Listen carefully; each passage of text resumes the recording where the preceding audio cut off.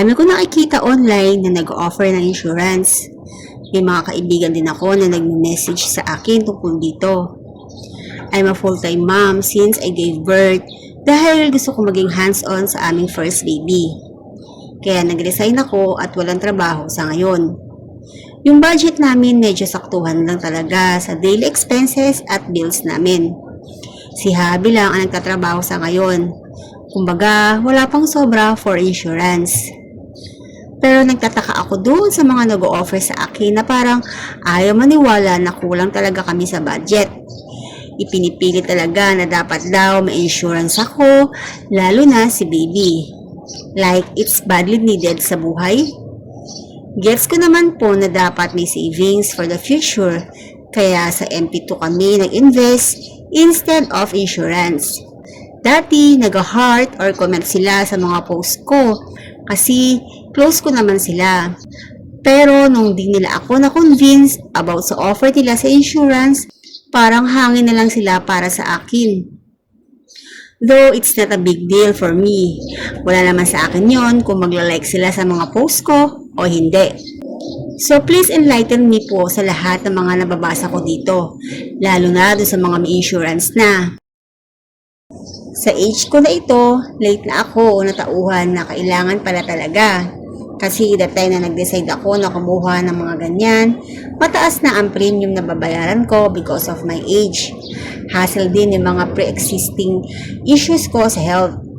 Pero sa case mo, base sa kwento mo, if talagang sakto lang ang income niyo mag-asawa, considering na full-time housewife ka at priority mo yung pagbabudget ninyo sa gastusin niyo ng pamilya mo, hopefully, makonsider mo ang kumuha ng mga insurance. Basta ang payo ko sa iyo, tignan mo kung ano ang kailangan mo para sa future. Pag-aralan mo mabuti kung ano ang kukuhanin mo. Ipa-explain mo sa agent yung illustration ng insurance nang naiintindihan mo at magtanong ka hanggang sa maintindihan mo. Wag na wag ka lang basta kukuha ng insurance na wala kang alam. Kailangan alamin mo lahat. Magtanong ka hanggang sa maintindihan mo. Ipag-compare mo yung illustration ng isang insurance company sa iba para makapili ka. Huwag kang mahiya to say no dun sa hindi mo napili. Ang importante, may emergency fund kayo na naitabi muna. Yun ang mas importante sa ngayon. Mahirap magpakawala ng pera para sa mga insurance tapos kalagitnaan hindi mo na ito matutuloy dahil kapos ka nga sa pera. Hindi mo na mababawi ng buo ang premium na ibinayad mo dati. Kaya priority mo muna ang budget ninyo for now. Iwas ka muna sa mga unnecessary na gastusin, sa mga utang, kahit sa paggamit ng credit cards, iwasan mo yan muna para makaipon ka. Maging financially stable muna kayo. Hanap ka ng ibang pagkakakitaan habang nagbabantay ka ng inyong anak. Kasi pag may nangyari sa asawa mo, knock-knock naman, ikaw mahihirapan. You know what I mean?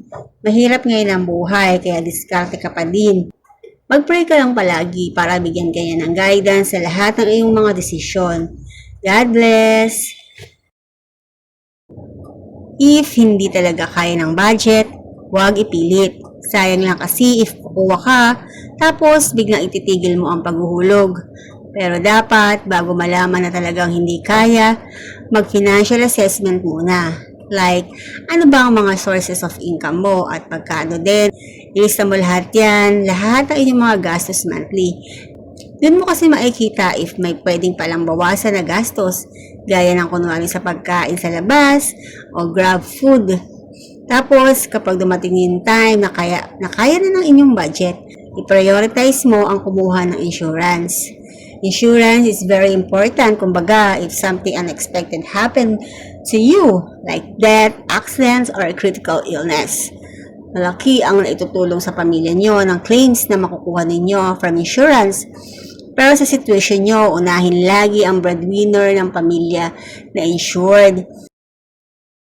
Ang insurance ay hindi purong investment.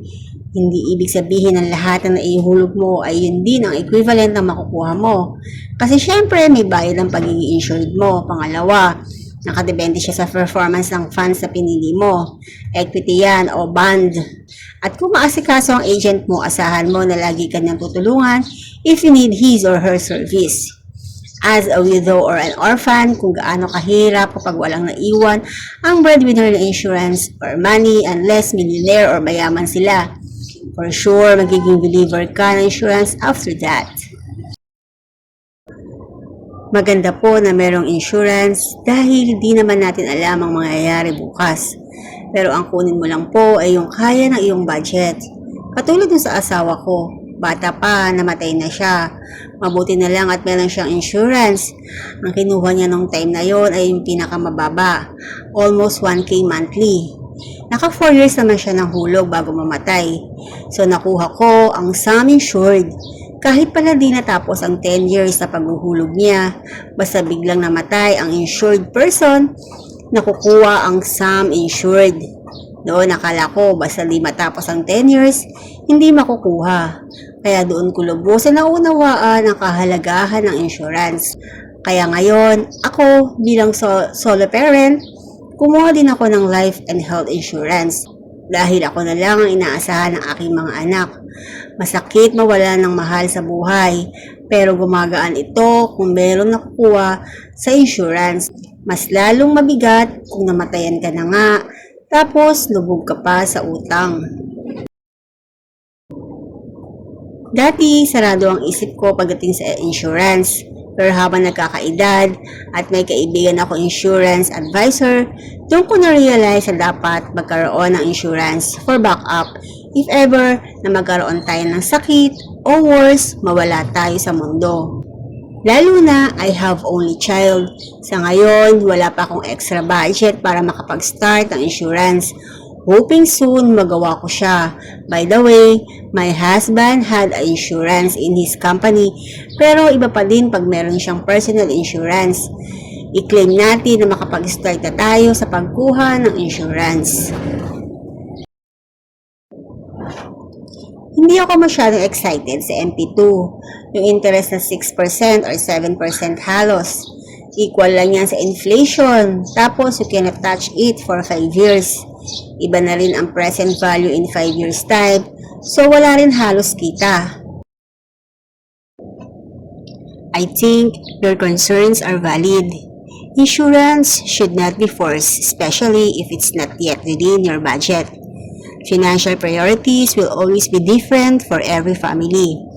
And it's important to focus first on your needs, emergency funds, and overall financial stability. MP2 and insurance are also serve different purposes. MP2 helps grow your money, while insurance provides protections against unexpected events. It's not about choosing one over the other, but understanding what fits your current situations and goals. The best financial decisions are always the ones that give you peace of mind and not additional pressure.